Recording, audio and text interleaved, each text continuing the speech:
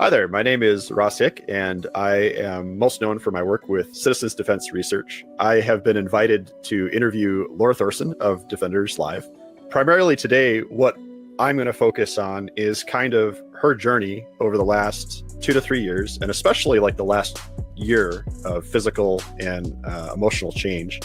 And that's what my questions are going to center around, to get to know Lora just a little bit more and see what the last 3 years of her life has looked like and what she has to say about it, because I think she has some really important stuff to say on the subject of change, which is near and dear to my heart, and then obviously also super important to the listeners and viewers.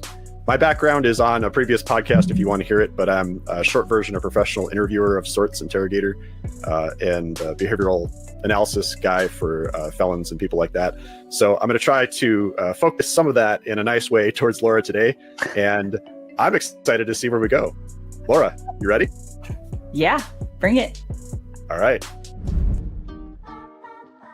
Before we get started, make sure you're subscribed, whether you're watching on Rumble or YouTube or listening on Spotify, Apple Podcasts, or anywhere else you find this show. If you don't want to miss another episode, head to defenders-live.com and become a free subscriber. That way, every new episode gets delivered straight to your inbox. And if you're looking for top-tier firearms and self-defense training, go to defenders-usa.com and check the calendar to see what's coming to your area this year.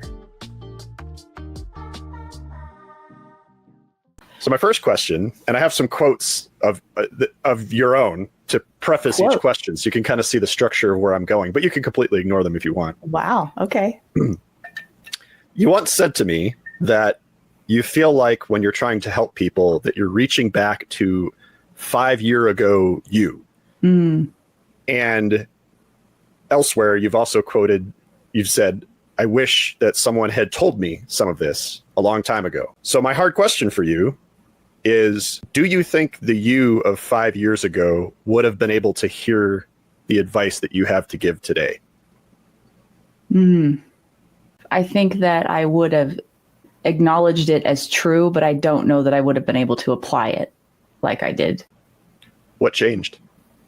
Put another way, like your mental state back then versus where you're at now. I think I had a lot more in the way back then, and I didn't know it. Okay. I think there was a lot more in the way of actual transformation back then than I realized. Although I also believe that for me, that God has always put me in the right place at the right time for the right reason. And I think that part of his pruning process was exactly on time. It was all exactly the perfect timing, but it wasn't always the timing I wanted. And I always was looking for, like many people, I was looking for the magic button or the thing that would give me the breakthrough I would just figure it all out. And then I figured out the truth is there is no such thing. And that it's a slow revealing process is the way that I describe it. Interesting. Yeah. So you've described in a couple other places, you've described people asking the wrong questions about what you've managed to do, especially in the last 2 years. And for people who don't know, you've transformed physically and mentally, and at least what I've seen. And that culminated in, correct me if I'm wrong, but you were primarily a photographer previously, and then transitioned to coach, firearms instructor, podcast host, and now model, which is pretty exciting. Model? Oh, model. I don't see myself as a model. It counts. Okay. Well, but doing a photo shoot. That is so wild to hear you say those words, actually. I was so confused for a second. Look, my department once had me do a photo shoot for like some, publicity thing for like whatever. I guess they just wanted somebody, to stand there. And I milked that for all it was worth and introduced myself as a model for at least a week afterwards. So you should totally take it. Yours is way more professional. I want to be careful about that. Okay. Yeah.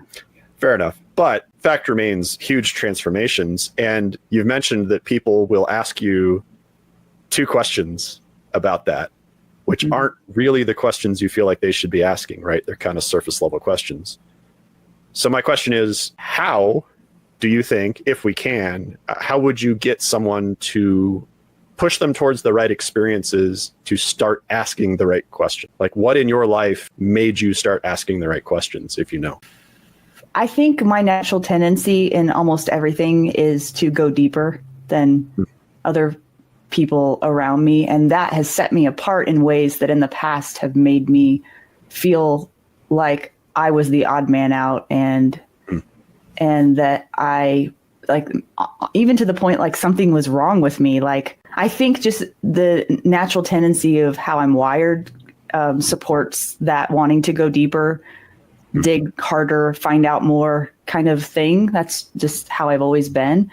I think that my curiosity around faith is what started opening the door for me. When I developed a personal relationship with God and started understanding as much as one can about him, it really opened up my heart in ways I didn't expect, and allowed me to question the world in a new way. And when I read the Bible, it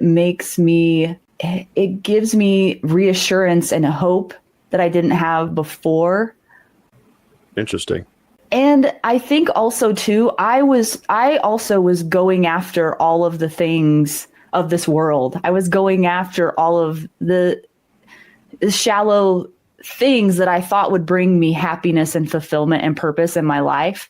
And when none of that was working, that's what kind of like made me start questioning, like, what am I missing here? And, things like, in First John we're studying right now, it talks about the world does not know you because it did not know him. And that resonated with me because I've always felt so different and outside the norm. Even though I could go along to get along and I could conform to all of the ways of the world, so to speak, there was always this underlying just curiosity and wonder that I never could quite understand or get my hands on. And so I'm not sure that's answering your question exactly, but I think that when I started embracing that more, instead of trying to push it aside and be like, well, that's not what everybody else is doing, that's not something you should be interested in, or that's not what you should be doing. You should be doing what everybody else is doing. That's when things started changing for me. I hear an element in there of being seen. I don't know if that's correct, but that comes up a lot, right, in themes of treatment and kind of stuff I do in the day job, as does the element of faith, right? So every 12-step program ever has faith as a super core element, among other things. And I'm curious because you've talked about your faith being incredibly important to you and in your journey, especially. And I'm just curious if there was it more, do you view it as a less focus on faith before versus now, or was it something that fundamentally changed in how you approached that? No, I'm just getting emotional, so I'm taking my time. I haven't always been this person. I think people look at me and think this is just how I've always been. And faith has never been on my radar. Faith is nothing that I've ever taken seriously, ever. Taking care of myself is nothing I've ever taken seriously, ever. No, I wasn't a drug addict, but man, I did some stupid stuff a majority of my life. And I was just cocky enough to just think I could just keep getting away with it. I just do what I want, come what may, that kind of approach to it. I wasn't that way towards other people necessarily. Now, when you talked about this being seen thing, this has been a big part of my journey, because the contrast of me before, like, I wanted to be seen, but I was so scared of being seen because that meant that I would be vulnerable. It was so much easier to stay small, as I said in my monologue. And even just the idea, like small things, like me wearing a tank top right now is being seen. That's why the photo shoot was such a big deal to me. That was the ultimate of being seen. And not just being seen, but actually standing in that with power and with grace and with courage. Doing that in a way that I'm not just being seen, but I'm actually showing who I am without being afraid. That's what that photo shoot represented to me. And that's why I felt so strongly about doing it. And I think that people, again, on the surface look at it and think it's a very vain thing of me to do. And I don't see it that way at all. So there's that. But you know what I noticed about being interviewed by a person is I start talking, I forget what the question even was. That's okay. This is way harder than I anticipated. But the great part is everything that you're saying is fantastic. And I have a follow-up question because you answered it. Don't worry. You gave a great answer. Okay. But here's the follow-up. So you mentioned that change, right? And you haven't always been the person that you are today. And in a lot of my work, obviously it's a little more obvious for some of the folks I deal with, but very, very similar patterns, even to other stuff I see where people are trying to struggle to go to the gym or struggle to quit smoking or whatever. And a theme that comes up a lot is finding reasons to have to change versus just wanting to, or, trying to motivate yourself, day to day. We talk about a rock bottom, right? And sometimes, a lot of times, people will not change, or they'll change and go right back again without that rock bottom. Without getting too personal, do you have a rock bottom? Do you know, was there a turning point for you, or was it more just, was it something else? I think that desire was always there, but I think that the mission got turbocharged when I started seeing change in myself and in my marriage and in my career. I, for some reason, felt like I'm figuring some things out and I can't keep this to myself.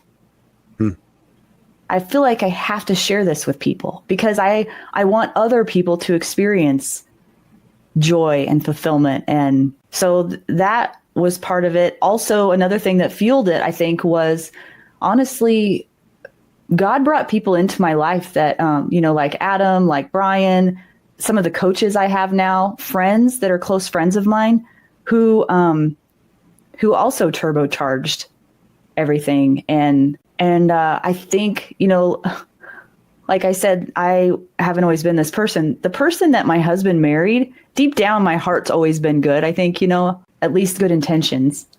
But I've had some pretty bad habits and tendencies. And like, I was talking to him about this the other day, that I appreciate so much the fact that he saw through all the BS and could see me underneath all of that, and married me anyway, and continues to stick with me to this day and continues to encourage me and support me and love me and just accept me in the moment. Like, I think having someone truly see me and truly accept me as an imperfect mess of a person and love me anyway has been the biggest gift I could ever receive.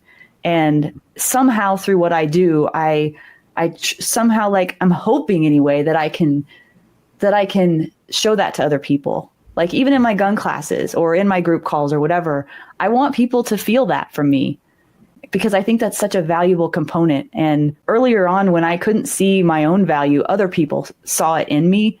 And I think that was part of the reason why I eventually was able, and through the grace of God, honestly, through the reading his word, able to go, oh, not only can I just not intellectually know that, I actually can internally know that now.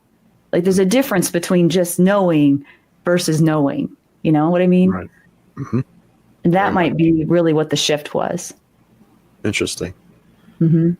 So you also touched on, and in previous monologues and that you've talked about, that there is it's thought of as polite, especially when we're teaching kids, right? That if you're good at something, you're supposed to pretend you're not, right? You're supposed to have this false humility and not brag about it. And there's plenty of cautionary examples in our culture of pride before the fall, right?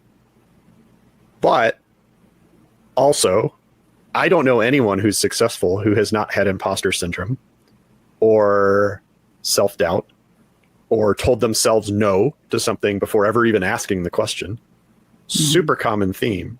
Mm-hmm. And so when I juxtapose those two concepts, mm-hmm. the question is there a place for outward pride in change? Do you think we do a poor job of that as coaches or people who are trying to help others through firearms or whatever it is, of finding that in students and helping it along, or is that something like the students just have to work through themselves? That's a kind of a long question, but pride. I think that rather than pride, I think more of an inward confidence. Okay. An inward confidence is the way that it feels to me. And I think that part of that helps other people, in my experience, is having enough confidence in myself that I can hold space for other people to be themselves, to fall apart, to do whatever thing they need to do, to grow, and just being kind of that solid foundation for them to support them in that process, for me, I think is really valuable. I don't think we're doing our students any favors by having false humility. I actually think that this, for some reason, and I'm guilty of it, so I'm not saying saying I've never done it or not been there, and I'm working on it still. But it's almost a toxicity in some cases where it does more harm than good. And it's not an authentic way of being, I don't believe. I think it's an insecure way of being. And again, I struggle with it too. But for me, the digging into and understanding what it really is, what's really going on, which I think is partly insecurity on my part when it happens with me, but also I think that video that I watched, that we both watched, talked about not trusting other people. Mm-hmm. And I'm like, yeah, right. I can relate to that. Yeah. Right. So there's a lot of newness to this for me. Oh, I'm sorry. There's a little delay. Sorry. In some ways, that video that you're mentioning brought up that it's a protective measure, right? So It's like an ego protection to knock yourself down a couple pegs right before you do something. Mm-hmm. But also from countless books and research, if you start to get, if you do that, you are knocking yourself down in performance. Mm-hmm. And I think it's really interesting how much we focus on the expectation of humility from people, even at a very high performance level, where that's counter to them actually performing. And it's a weird cultural, I get it, but also I don't see many people talking about that aspect. It's very socially acceptable to be that way. Very. Mm-hmm. And I think that it's confused with humbleness. I think that you can be humble and confident at the same time. And I think that can look like being who you are in the moment, actually doing the thing you know that you can do, doing it well, and stepping into it. I think that is possible. I think both can exist. Mm-hmm. And but I don't think that knocking yourself down a peg or two is ever good for those who look up to you. I don't think it's a good example. Something that I'm working on as well. I don't know many people in the space of teaching that really give a crap about their students, don't struggle with that to some degree. Absolutely. So on that note, a lot of students, and I have a story, I know you have a story about how you got into the self-defense side of things initially in firearms instruction. What I'm more curious about, everyone's got a story just about. Sometimes that's why I love my job. Right. Sometimes it's them directly. Sometimes it'll be a family member, but everybody knows something. And it tends to revolve, in my experience, around a feeling of helplessness of some sort that people do not want to feel again. Mm-hmm. And to an extent, fear of being helpless. Mm-hmm. And so a lot of students that I've seen come into this having that as their initial motivator to go take the first steps. But my question is, how far do you think fear alone gets someone down the path of competence? I think that if a student isn't careful, a one-day gun class could turn into a Band-Aid for their fear, because it could alleviate it temporarily and maybe even give them a little bit of false sense of confidence, because not to say that they're not more competent after the end of a one-day gun class, but they might not be where they really should be if what their goal is to be a defender of their family under any circumstance in any situation. I think that's a little bit dangerous. And I've actually been exploring the idea of, it's still sort of a secret, so I don't think I'm going to reveal it exactly, but I've been exploring the idea of preparing people better for their first gun class. And what I mean by that is bringing them into the fold sooner, giving them a really solid foundation of nothing having to do with guns. Everything having to do with what does it mean to be a confident leader in your household, especially if you're the sole protector of your family. What does it look like to be calm in chaos? What does it look like to be able to recognize when you yourself are starting to spin out of control, and how do you prevent and or manage that in the moment to show that to your kids, that by, you know, default, through osmosis almost, they can feel that kind of calm energy that a leader and a protector has. Because I really think at the end of the day, especially for women, and I'm just speaking for myself, I guess, the past myself, the 5-year ago or the 10-year ago me, is like, yeah, I wanted to learn how to shoot a gun, but the reason I wanted to learn how to shoot a gun was so that I could handle myself in any situation brought to me, and not feel that feeling of helplessness and fear, to be able to control my emotions, to be able to understand what's going on, to have a good sense of what my capabilities are in the moment and what my options then could be to solve that problem. And so it's kind of like, ironically, it's sort of like the fitness journey, which is like, you know, the gun can lead you down that path, and getting in the gym can lead you down that path. But there's a whole thing that I think could maybe go before that, that if a person asked themselves the right questions and did the right work, could get a really good foundation going to help prepare them for that next step. Mm-hmm. And it's almost like I feel like we're doing it backwards in a sense, but I'm just exploring that idea right now. Yeah.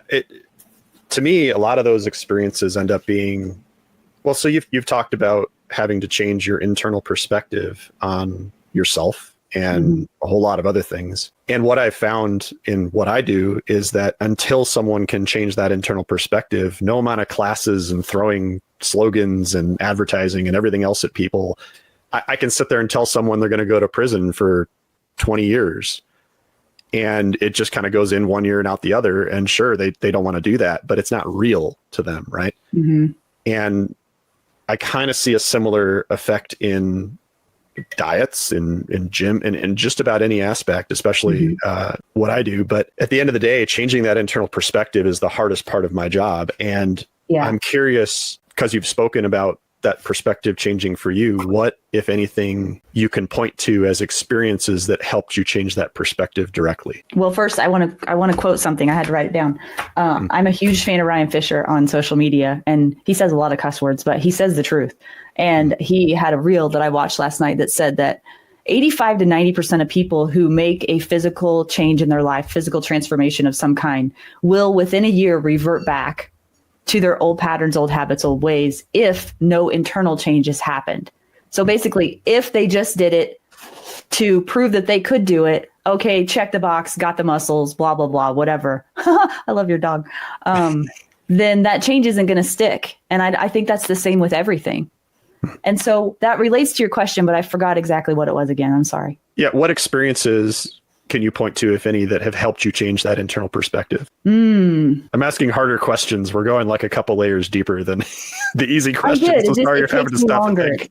It takes me some time. And if you can't think of one, are there, because you spoke extensively on what aspects of that internal perspective changing helped you.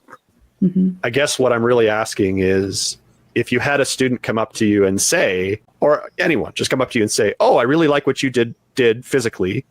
I really want to look good on the beach next year. So what do I do? I would follow that up with questions, though.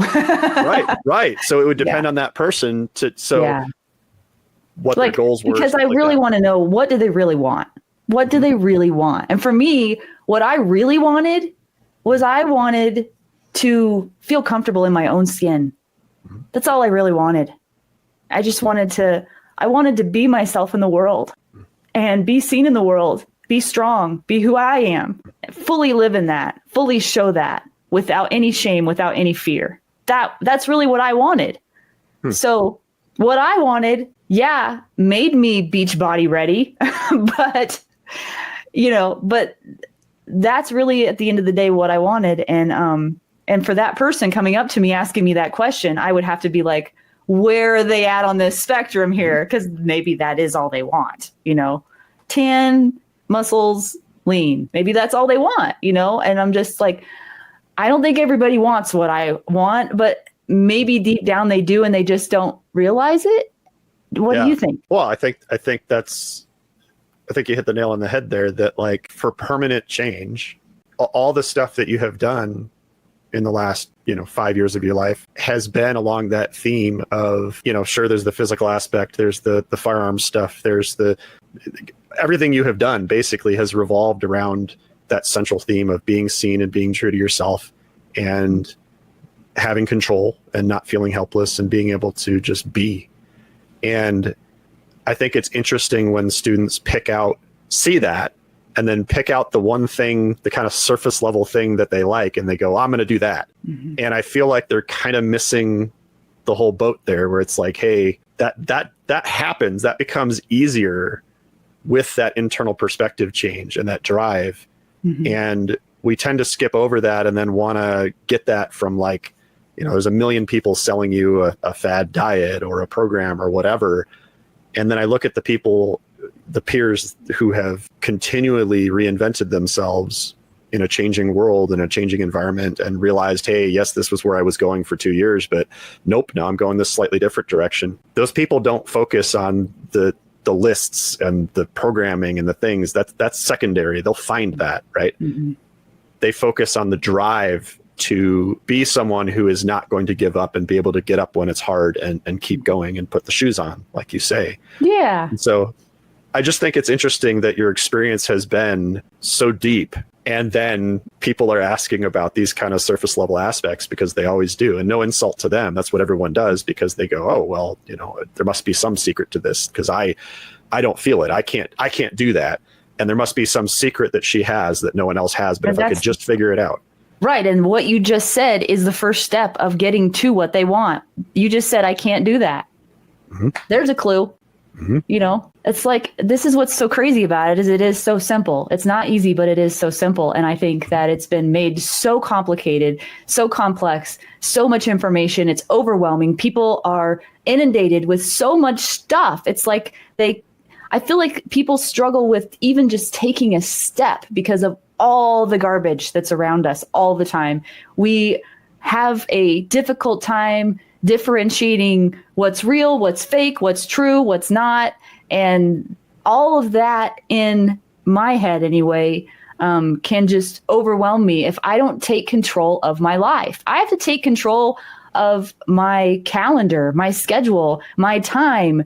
That was a huge thing that I've done over the last year and a half that has changed everything for me. And doing that has meant that I have to value my time. I have to value myself and my time, and I have to put boundaries in place so that the things that matter to me, the things I really care about, I know are getting taken care of.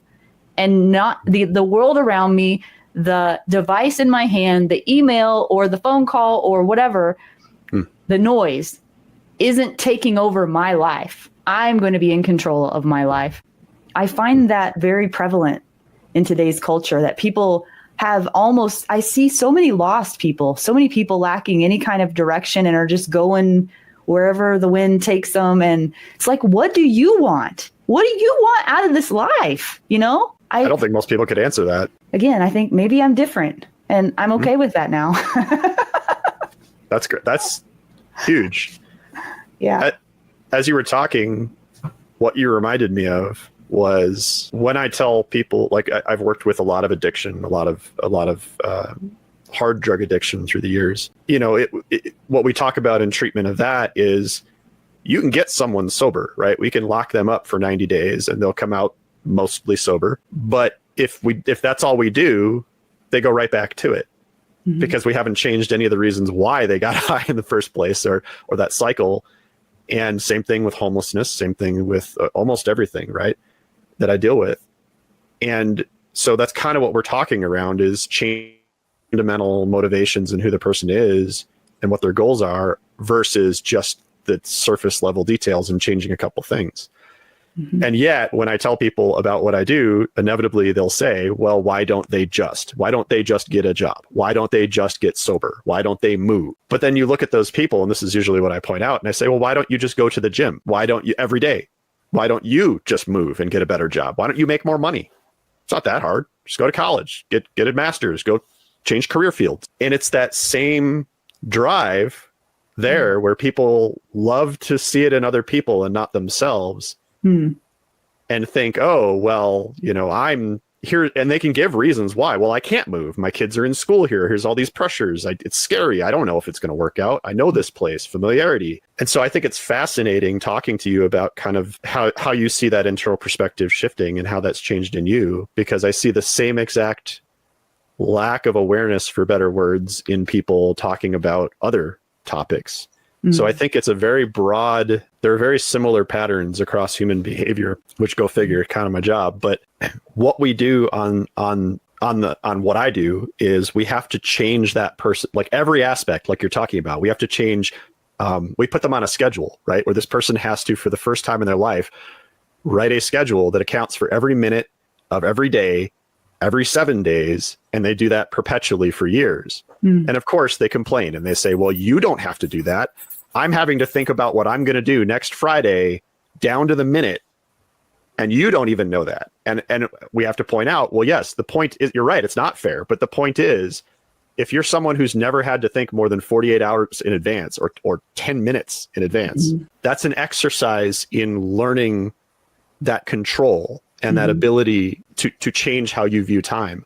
And so I think, long story short, changing all of those other aspects, it's a domino effect where once you start to take a step, and everybody who's been there has experienced this, once you take that first step, the second one does get easier.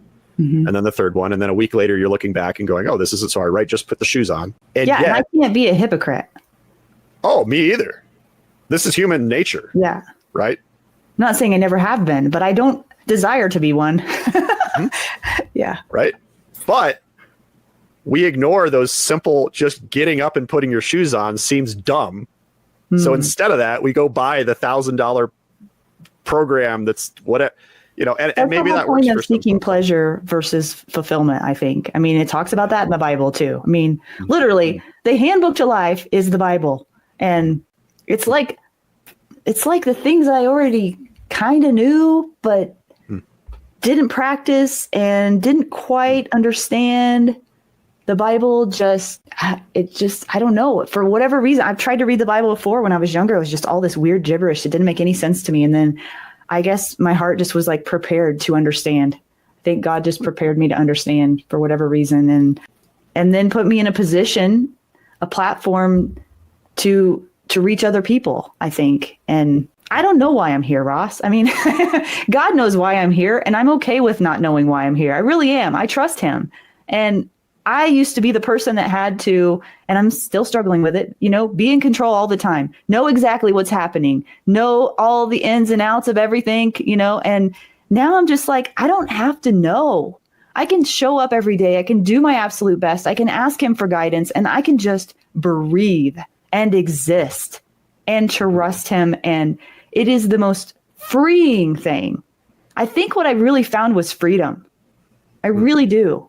I think maybe that is another big component to what I'm trying to offer other people in my unique, mysterious way.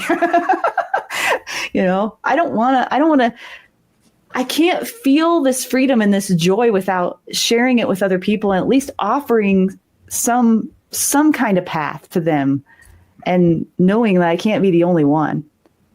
Oh, no. Yeah. That freedom. So I had something similar. Yeah. Where, oddly enough, mine was a couple of years ago. I just got up one day, was deeply dissatisfied with my life, and just decided, you know what? What if I just sold everything I own, moved into an RV, and just started traveling as best I can? Because that was always the dream when I retired, right? Was to go travel and see the world and stuff. But I thought, you know what? Why am I waiting? Like, I'm going to wait until I'm old and can't do it. And I can only do it for a year. And then, so I was like, I got to the point where I looked at my life and I thought, I kept waiting to find something that was like a no-go absolute, and I just didn't find it. And I got to the end of it and I thought, well, crap, that means I actually have to do it because there's nothing telling me no. Why am I waiting? And it was terrifying. Yeah. I mean, terrifying. And trust me, there's no small amount of judgment out there from people who look at you and think they don't know what's going on in your life, but they see someone doing that and they think, oh, this person, something must be wrong. Yeah. And counter to that, what you're saying happened to me over the last, it took a little bit. It wasn't instantaneous, right? It was pretty terrifying at first and there was a lot of struggle, but over the last 2 years, what it taught me that I wouldn't trade for anything is what's actually important in my life, what I actually need to survive day to day. Mm-hmm. And there's lots of, I'm sure people who go mountain climbing are laughing at me because they're like, you're living in luxury compared to what we do. So there's a lot of ways to that for people. And I think experiencing that is terrifying, but so freeing because I came out the other end of it today where I just don't care. Like, stuff.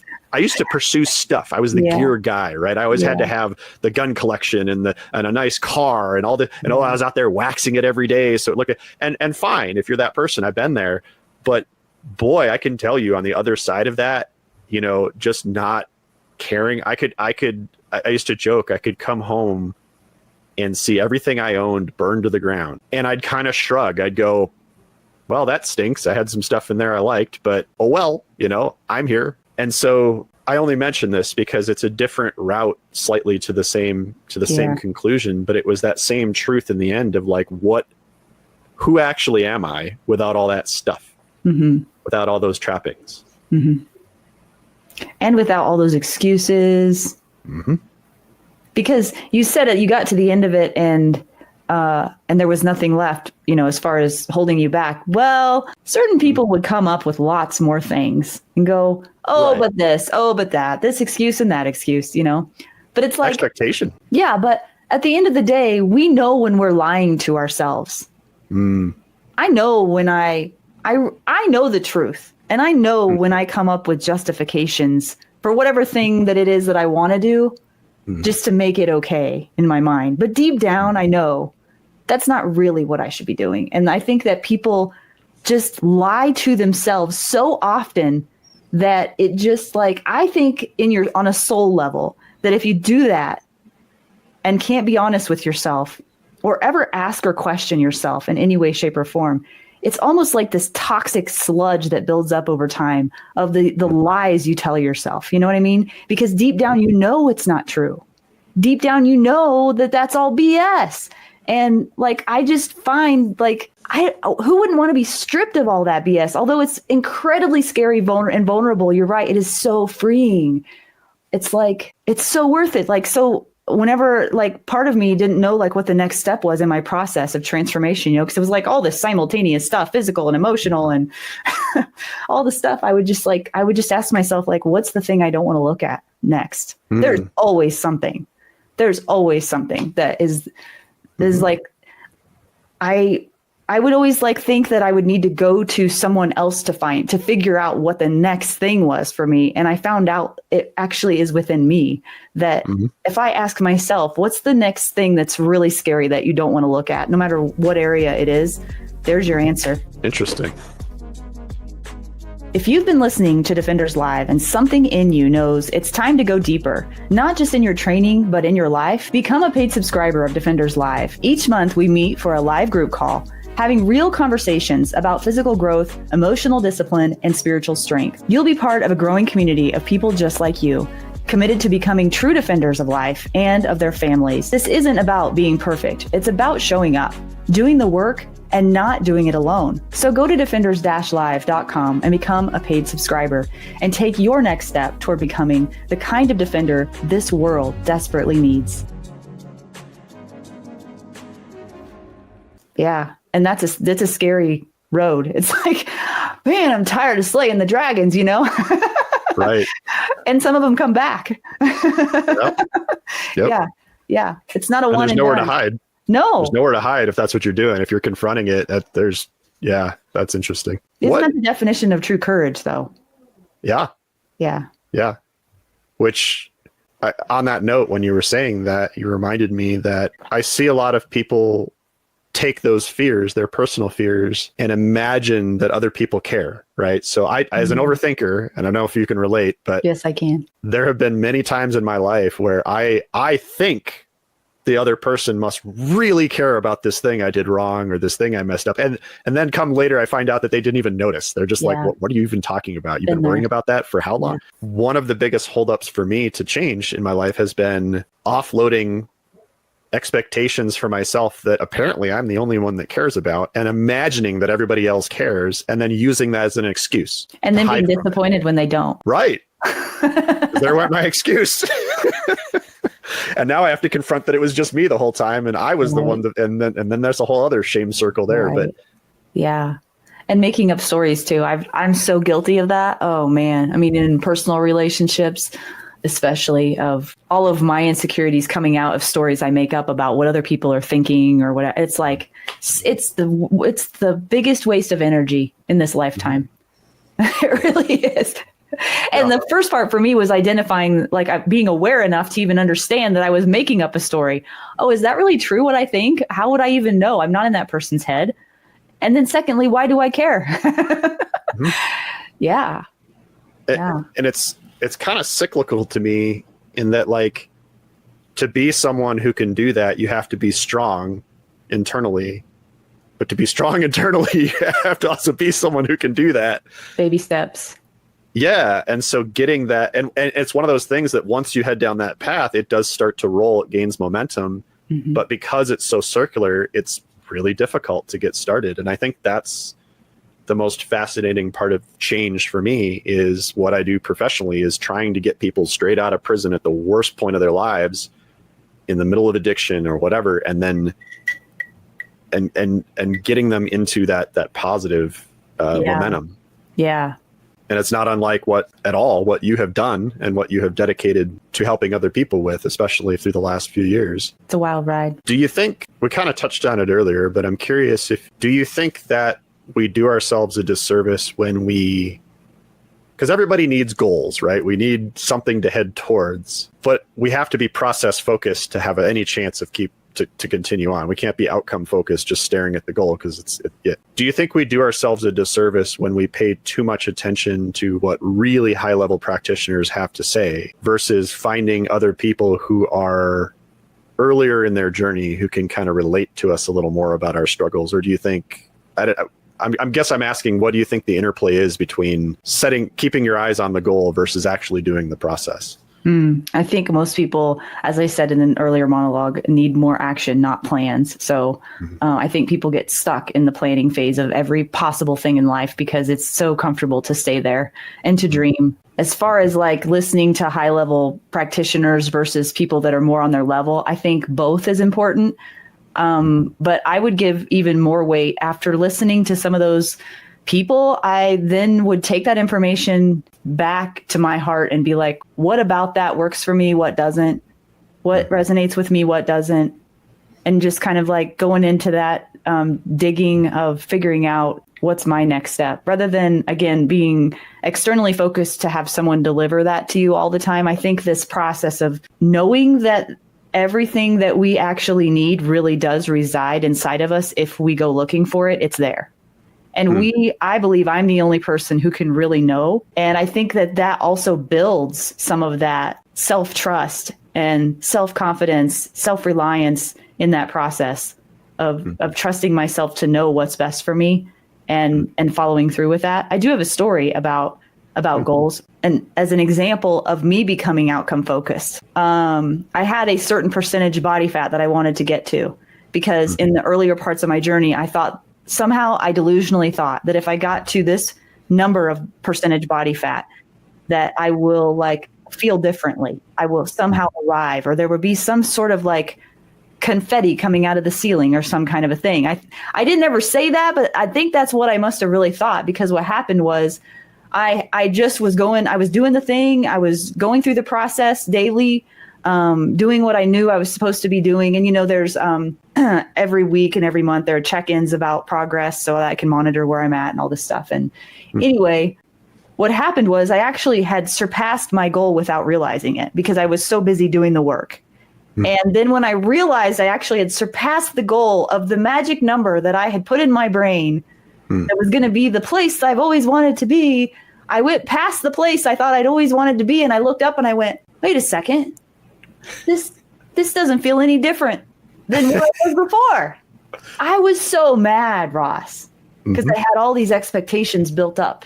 And it was because like that goal to me, I thought was this thing I thought I would never attain or get to, and there'd be this big internal party, maybe even an external party, and oh my gosh, and I don't know what I thought was going to happen. But when I actually got there and went past there, and then I looked up from the road and went, oh wait, actually, the exit was back there. I was like, wait a second, what a downer, and that's when I had a really big wake up call where I was like, yeah, what is this about? Why are you doing this? That was going to be my question, is what did you do next? Yeah. Well, I think I got a whole lot less concerned about the goalposts. And now, like when mile markers come and I pass the mile markers, I'm like, cool, I'm on the right track. But I don't give them so much weight anymore. They don't have the weight they used to have. So I still celebrate little things, but I'm not as like, I don't know. I think I know I can do it now. I think that's what that goalpost really was for me. It was like, well, if I can get to that, then I know that I can do all the things or something. And then now it's like, I know I can do the things. I know it. I have no doubt in my mind. So I'll just keep going. And I don't know. I don't know for sure. I have a couple of goals set. It's not like I just got rid of goals altogether. It's just that I didn't hyperfixate on them as much as I did before. And it's actually a lot more relaxing that way and a lot more fun. And work still gets done. Interesting. So now I have a slightly counter question to that, which is, so a lot of people talk about dedication over motivation, right?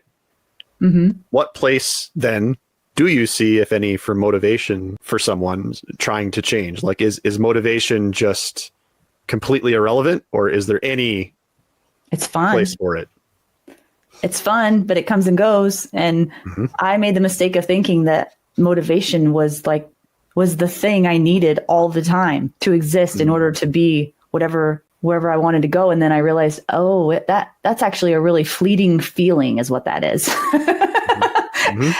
And if I only did what I felt like,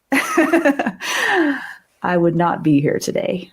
So I would say it's fun when it's fun to be motivated. And I think people look at me and think I'm very highly motivated, but I don't think that I don't think that's actually what I am. I think that I'm very highly driven, and I think that is a deeper place that's coming from than motivation. Motivation feels a little bit up here, and drive feels like more of down here, a little deeper.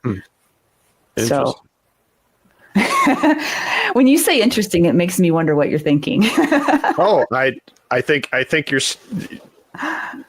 think that's a very, very good observation. And I think even though those words are used almost interchangeably by most people, really? Casually, that they are not at all interchangeable.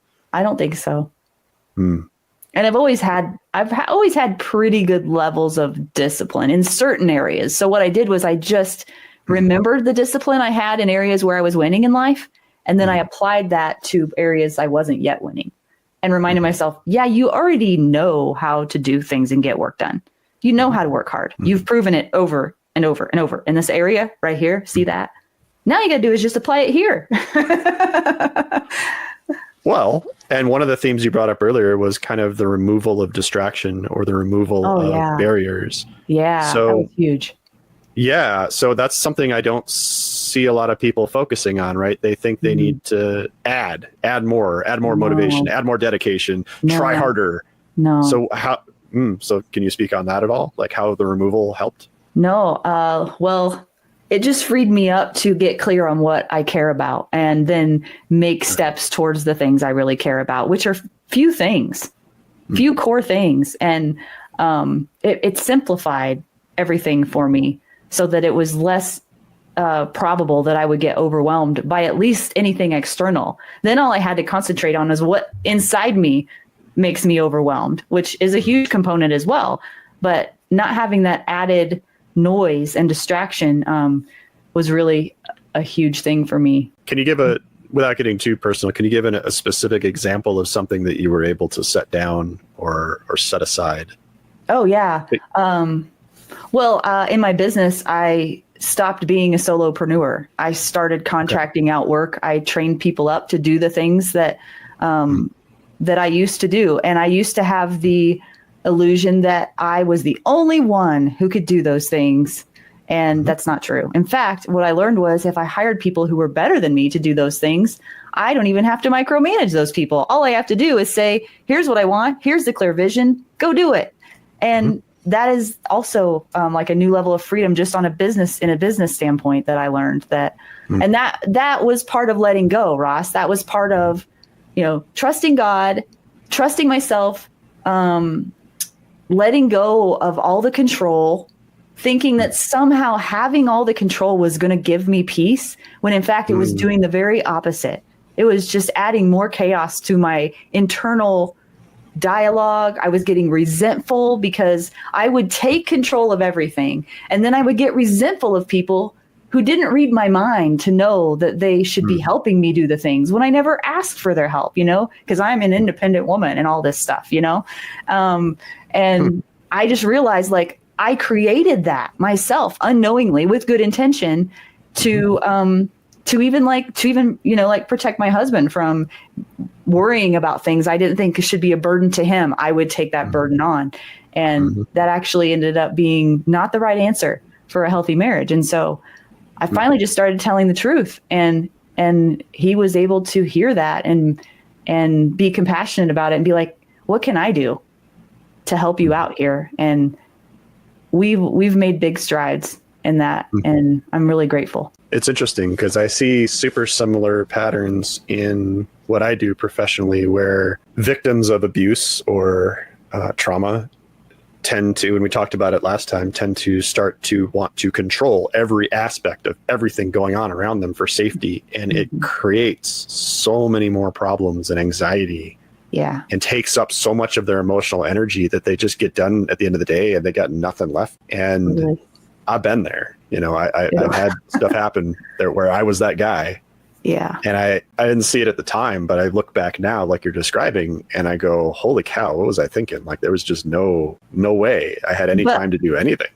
Yeah, totally. I think part of what's really helped me is now I can say that I don't have any judgment and I only have love and compassion for the me that felt like I couldn't let go. And that took a long time to get there. And also, I think just the more that I learn and understand about human behavior, it makes it make sense a little bit more. And by going, oh, this isn't just me. This is just how humans operate given these particular types of circumstances. And I think that helped me a lot too, because for the longest time, I just felt like I just felt so confused about why. I think deep down, I knew they were like toxic tendencies and they ended up like their survival mechanisms. But I was so confused about why I had them. And I was so mad that I had them. And now when I look back, I'm like, actually, those things that you learned were necessary, and were you adapting in the moment, doing the best you could in that moment. And like anybody would have done the same thing. And I just don't have the same perspective I used to about it. Like I used to have so much shame about it and judgment towards myself about it. And I just don't anymore. And I see those same patterns and tendencies in people and other people in my life too. And I don't look at those people with judgment anymore. I can see those people and go, yeah, I get it. It's hard. That's huge. Yeah. I have a tough question, I think, but do you, this is something I've struggled with. Do you forgive yourself that past you? Yeah. Have you been able to set that down? Yeah, I remember the moment. What did that feel like? There was a lot of sadness and I think grief about it. But the truth is that when I actually allowed myself to go there, even though it was really, really painful, it was honestly relatively short-lived. It's like I would almost rather face the pain now that I've done it, like really, truly done it. I would rather face it head on and really feel it deeply than to run from it or ignore it and have it be carried with me for decades, Because all of those things I feel like are these underlying currents of heaviness in my heart that are stuck.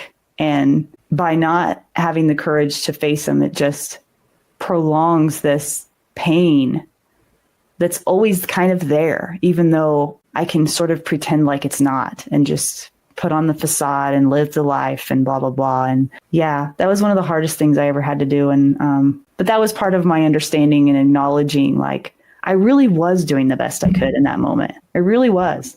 With the information I had and the experiences that I had prior, that was the best I could do in that moment. And that is one thing I think that most of the time I can say is true. Most of the time I can say I really am doing my best, and I can be proud of that. Having watched a lot of human failure in my time professionally, I can say that that is something a lot of people struggle with. Vast majority of people struggle with. And I've had a similar journey in seeing that part of myself that you're talking about with.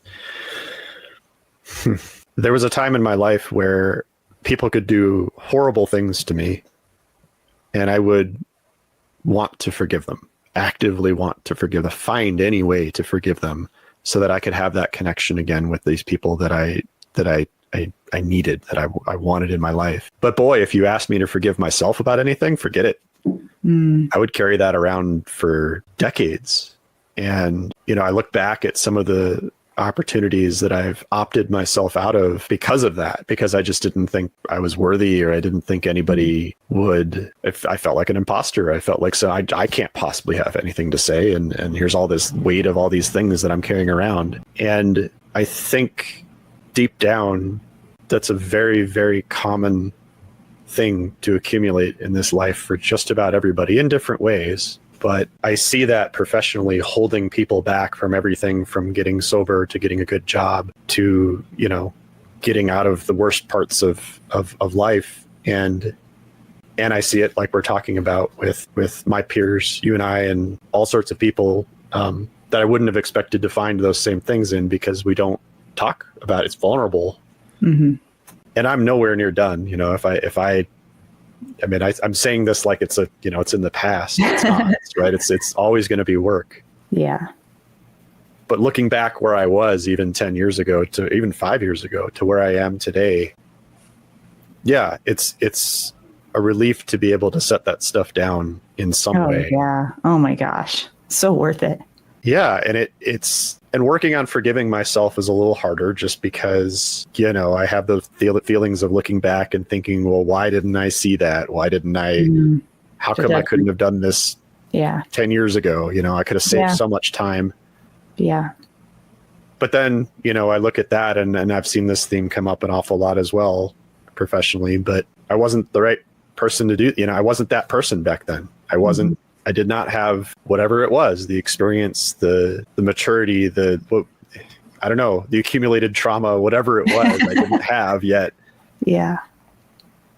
And anyways, I think that's a really interesting aspect for change, that, again, what we're talking about are these deep, fundamental internal changes and accumulation over years and years and years to become the right person to be able to move forward and do this stuff and set these things down and find and then finding the right workout program or right diet is so trivial at that point, because it's like, well, of course you're gonna it's not even gonna be a problem. Like, you might not like the first one or the third one, but you'll figure it out. Right. Yep. Totally true. And like, for me, it's about so much more than me. It's about my family, how I want to raise my kids, the type of marriage that I want to have. How do I want to show up in my community? How do I want to give back to the world? It's so much bigger than me, And so I just feel like if I can't just wake up and do what I'm supposed to do every day, because I'm being so selfish in this moment that everything is all about me all the time, that is I don't know, that kind of gets me a little bit, because I don't see me as the most important person in the room. I don't see. So here's a question that I've had to ask myself on that. What? If you don't see you as the most important person in the room, who does? Well, I guess what I meant was, I guess the definition of important might be needed, but I feel like I wake up every day and I ask, God, what do you want me to do today?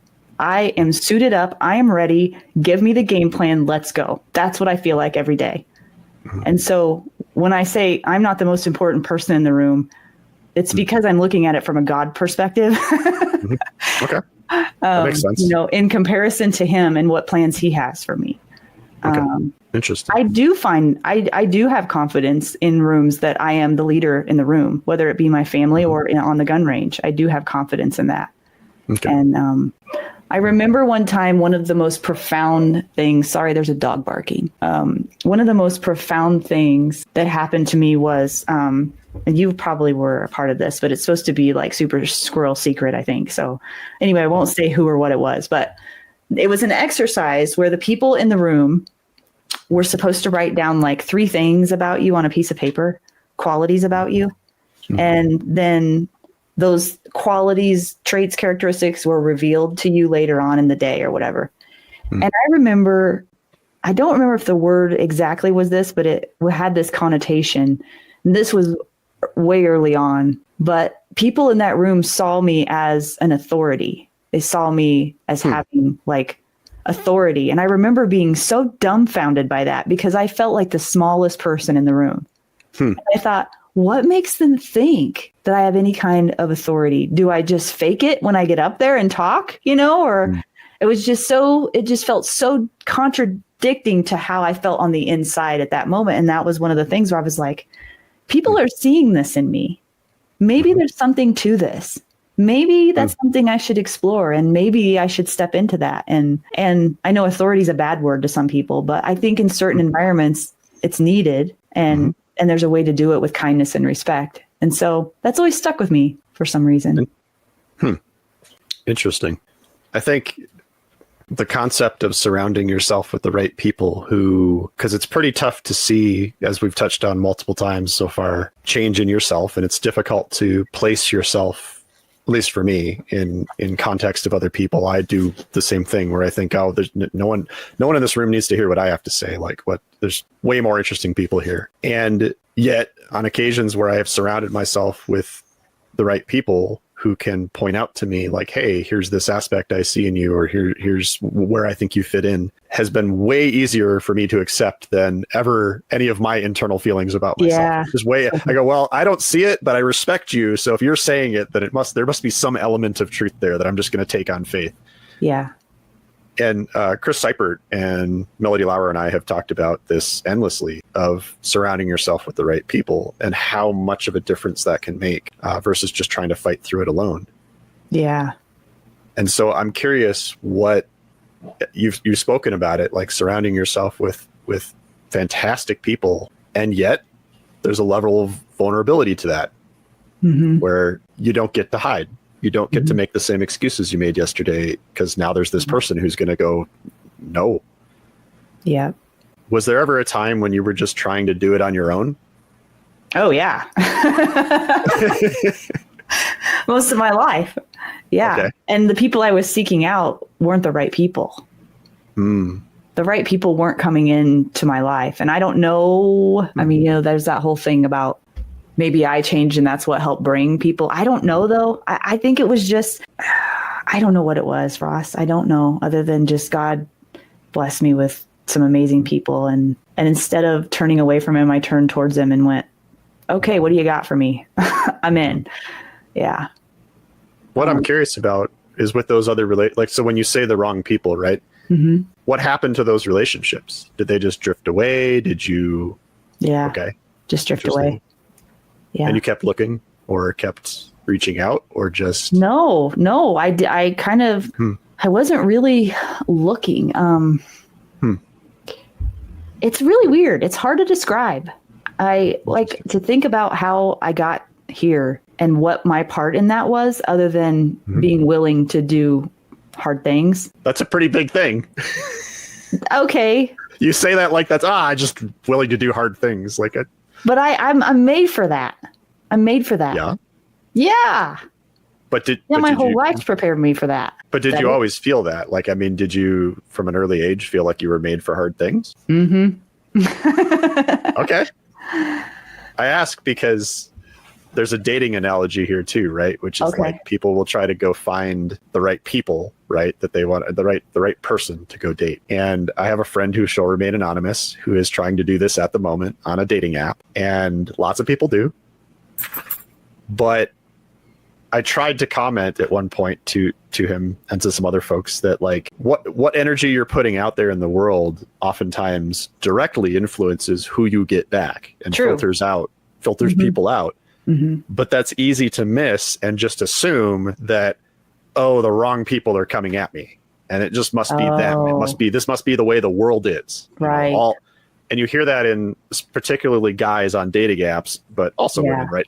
Yeah. But all women are insert ridiculous thing. And you go, well, is it that, or is it that you are looking in the wrong places and or filtering because of your expectations? Yeah. Filtering the wrong people out. Yeah. And so that just, when you were speaking right now, I think that I don't know, but I have seen that play out a lot of times in life. And I'm curious if you think there was any aspect of filtering going on subconsciously between who you were having in your life back then and who you have now, or if it was, I mean, I could be wrong. Totally. Yeah. Mm-hmm. I dated all the wrong people and got myself in all kinds of crazy situations that I shouldn't have been in, and were in crowds that were not at all helpful to me back in the day. Mm-hmm. And now I am highly selective about who is in my life, what I listen to, who I listen to, who I spend my time with. Everything is hyper selective now as compared to before, which was probably just because I just had very little self-worth back then. I just wanted to be loved. I wanted to be liked. I wanted to be loved. I wanted to feel like I was accepted and part of the group, just like every other kid does, and I'm not saying I didn't have some good influences in my life back then. I did, but mostly I had just no clue. Mm-hmm. No clue, no self-awareness, even less awareness of people around me. As far as manipulating people that were manipulating me, I didn't have an awareness of that. And I was such a people pleaser at the time that even if I knew it, I still couldn't stop it. So, but now it's like my radar is fine-tuned. Feels like it's very fine-tuned, and not in a vigilant way, just in a experiential way. And right. Yeah. And now my compass is different too. So, so maybe that's part of it. Yeah. That growth. I have a brief anecdote about confronting some of that growth myself, which was, and I think I may have mentioned it last time, but I had a pretty bad car accident on duty where a guy went through my windshield. Oh yeah. And afterwards, and I never saw it coming. He was just in the dark. All of a sudden he was there. And afterwards, I remember going to, first I went through the I don't need any help kind of phase. And then I really did. After about 2 weeks, I was getting angry and I couldn't figure out why and, all sorts of stuff. So I ended up going to a therapist who specializes in first responders. And that was fantastic. But at the very beginning, she had me write down what my goal was for all of it, for therapy. And so I wrote it down, and I completely forgot about it until 6 months later. She had me pull that back out and read it. And I just started laughing because what I had written down was, I'm just looking for some pointers and tips to kind of just get through what's going on and move past it. And it was so hilarious, even after 6 months of change, what we've been talking about this entire time, to then read how it was like the people who want, the whatever diet plan or whatever, exercise plan. I just want to learn how to shoot a gun better. Yeah. They want to know what brand of shoes you wear. And you're like, that but even from 6 months of experience, that how I viewed that, the entire problem had changed. Mm-hmm. And I don't know that I could have told myself that, had I been able to take that knowledge, that even 6 months of accumulated experience, and then go back and tell myself, hey man, here's what you're going to have to do. I don't know that I would have understood it. Mm-hmm. Yeah. Yeah, I know. I think that's why I have such a hard time articulating sometimes I think it's two things. One, I mean, it's really deep stuff. It's personal to me. And for me to explain it in a way that makes sense to others is hard for me for some reason. And I forgot what the other reason was. I think it's not just hard for you. I mean, I would throw that out there. I think I couldn't explain it to myself 6 months down the road. Yeah. Oh, and the other reason is because I'm still working on it. It's not like I have arrived and finished and I'm all perfect now. And, you know, yeah, it's a mess. I'm a mess, Ross. I'm still a mess every day. I'm not just going to sit here and be like, oh, yeah, you guys, when you get it figured out, call me. You know, I've already got this all figured out. No, it's like a daily struggle, hourly, minute by minute sometimes. But that's why it was so funny for me to read I just want to get over it. You know, it's like you don't just wake up one day and you're like, oh, I'm over it. You know, no, you incorporate it into who you are and you find the positive in it and you learn how to find strength in it, even when it was bad, and you build on that and you become stronger eventually for it, even though that sounds absurd at the time. You know, everybody who's ever been through a breakup and someone's like, oh, don't worry, you know, you'll get through it. And you're like, the heck I will, you know, this is what I need to hear right now. But that's that same thing where it's like the truth isn't what you want to hear at the moment. And I think that's fascinating from a trying to help other people or even yourself change aspect, where a lot of times what we need isn't what we want to hear. Oh, totally. And packaging that, it's easy to tell people what they want to hear and have absolutely no substance. In fact, you'll make lots of money just telling people what they want to hear all day. I think that balance is the most fascinating bit to me. And I mean, there's no way I have it figured out. But I think it's fascinating to see you go down that journey because you're right there. Like you're doing it and you're trying to help people and reach out and find ways to do that. I have no doubt that you'll figure out a path to do that, even though it probably seems insurmountable. And I've already done more than I ever imagined I could. Like, I remember when I started the podcast, when I pitched Adam the idea that we should have a podcast without me in mind. I was not thinking of myself. I mean, even that was an example of a mountain that I was like, you're crazy. There's no way because that was being seen.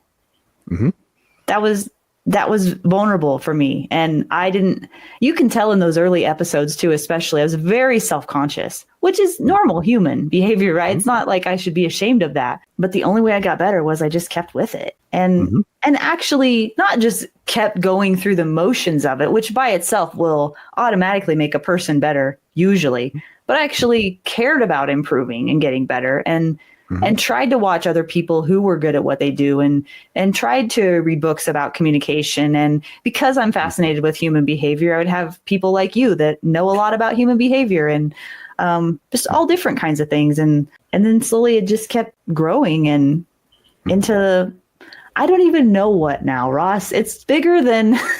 It's fascinating. What is it? It's like, what it is be a better human on this planet, then join me. Yeah, it's a path. Yeah, it's a path. That's the thing is I think it's tough to identify because we're so used to identifying locations and finish lines and definite articles. Yeah. And that's not the answer. Like those are great milestones. Those are great to look back on, like you said before, and go, oh, look at that. But that day to day, it's the path. And that's tough to define because it's always a little changing. It's always a little fluid, and yet it looks kind of the same each day, but not. And it's tougher to define. Well, I think there's a parallel to be made between, my rant that I gave, heartfelt rant, by the way, but it was a rant. I found it fascinating. I'm sure it was great. It was great. I was really feeling it. There's a parallel to be made between that and talking about, people asking me what exercises I do and what food I ate to get buff or whatever. And then having a podcast that is self-defense related, which is by definition, most people's first thing is, oh, it's a gun podcast. And to me, the parallels in that are that, okay, you want to be a defender of life? You want to learn how to protect yourself and your family? Okay, the gun's about this much of the equation. And there's all this other stuff that's involved in that. And then on the fitness side, it's like, is being buff and having muscles what you really want? Or is what you really want is to be comfortable in your own skin and exist in a free and authentic way in the world. If that's what you want, then fitness is about this much of the pie. It's like, it feels like it's the same thing, just in a different way. And it's always been hard for me to describe my show to people. I've always struggled with it because I've always just struggled with even describing me to people. Like, to even sometimes I'm always constantly like, am I resonating with people? Are they following along with what I'm really getting at? Because I do think I go a little deep for some people sometimes, and it's like, I'm okay with that now, but I think I'm going to lose some people on the, it's not going to be for everybody, you know? And I'm not really for that anyway. I want it to speak to the people that really want to know what this is really about. Yeah. For what it's worth, I find it much more interesting and useful than, just as an example, there are a lot of gun podcasts out there that shoehorn everything into that narrow topic. And I think one of the more interesting things about Defenders Live in particular, what you do is that you're not afraid to see where it takes you and have far-ranging topics and far-ranging guests, to the point that it is probably it doesn't fit in a nice, neat little package. You kind of have to step back and get a little philosophical and say, oh, well, it's, we're talking about having a life worth living. We're talking about change. We're talking about all this stuff. And it starts to sound a little oddly vague, but I think there's a power in that, which is that you're not afraid to look at the podcast, look at where it started a few years ago to where it is now. Huge differences. And huge difference in how you do it and who you have on and what you talk about. I remember back when I first appeared way back, towards the beginning, it was short, it was packaged totally differently. It was much more, I don't want to say restricted, but it was confined a little more.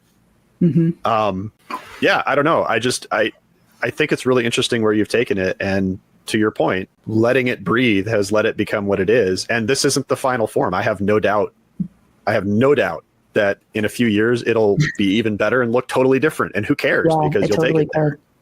Yeah. Well, I think that it's been really important to me to actually have people in interviews on my show that I'm actually curious about.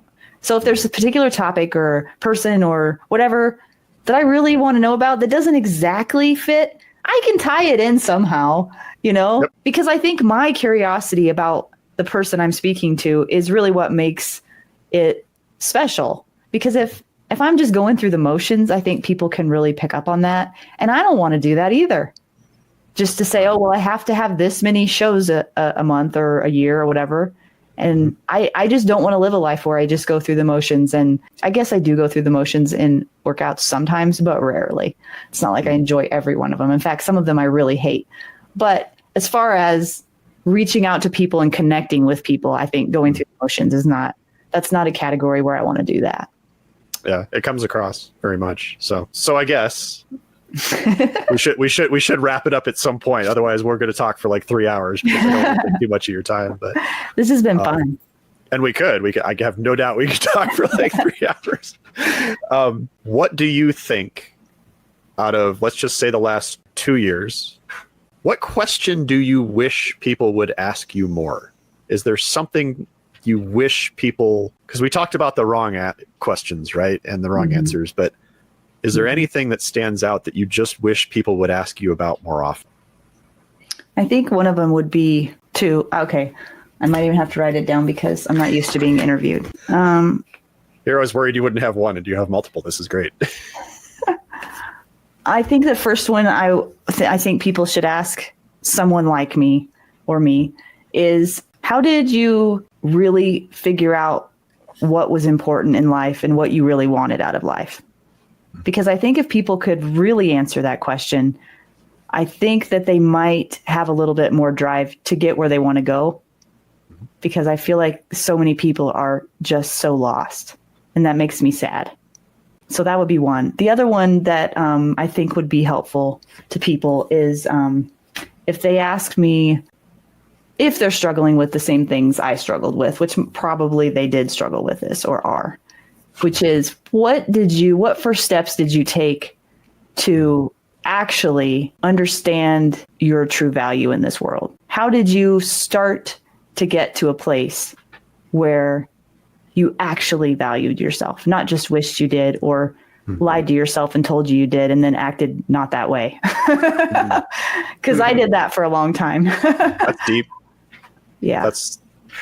Because I think if people actually got to a point where they really did have some self-worth, really did value themselves, I think the world would be a totally different place.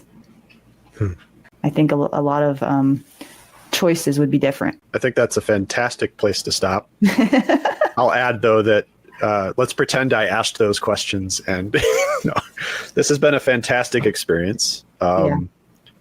Sorry, I'm not normally in this seat, so hopefully it wasn't too it was fun, clunky, but yeah, that was really interesting, and I think we covered some really interesting territory there that I haven't seen you speak directly to in that way yet. I've seen you talk a lot about some of your factual stuff and experiences, and obviously in your monologues and other things you talk about a lot of this, but I think the parallels between what we talked about today and kind of the change, there's a lot of parallels in a lot of aspects of life, of human behavior, that I think we would do well to stop differentiating quite so much and just pay attention to, hey, maybe my struggle, the details are different, but might not be that much different than this other person's, and what can we learn from that instead of having to reinvent the wheel every single time. Now, don't get me wrong, I have reinvented the wheel many times in my life, so I'm not saying that from my high horse. I'm definitely saying that from a struggle, but I think the overall topic of what we talked about today was definitely that theme. And thank you. That was I feel like we got to the meat of some of that. It's hard to get to the deep stuff sometimes and really get clear on it for me, but I did my best. Oh, I think it was fantastic. And thank you for the opportunity. Hopefully some of this was useful to folks and wasn't just entertaining for us. I'm pretty sure. I always have that feeling at the end of it. I'm like, is anyone going to care about that? Oh yeah. That's how my monologue was. But I was like, you know what? I don't care. This needs to be out in the world, and the people that have ears to hear, they'll hear it. I found it fantastic. I thought that was super, super interesting. I took notes, so I thought it was really interesting, but cool.